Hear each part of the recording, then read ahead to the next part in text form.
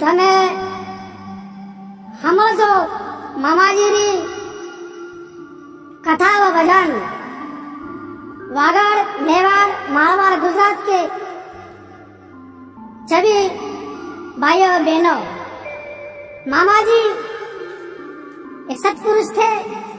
मामाजी ने का जन्म उत्तर प्रदेश राज्य के इटावा जिले में निवाड़ी कला गांव में हुआ। मामाजी सन 1905 और रामनवमी के दिन उनका जन्म हुआ। उनके पिताजी का नाम शिवशंकर और माताजी का नाम राम दुलारी थी। पिताजी दीक्षित पंडित थे। मामाजी बहुत बड़े विद्वान परिवार में जन्मे थे और मामाजी जन्मते ही अंचल इलाकों में मामाजी की जय जयकार होने लगी है। उसके बारे में मामाजी के आप भजन के माध्यम से बात को सुनोगे। इटावा मचान लेता है गरुड़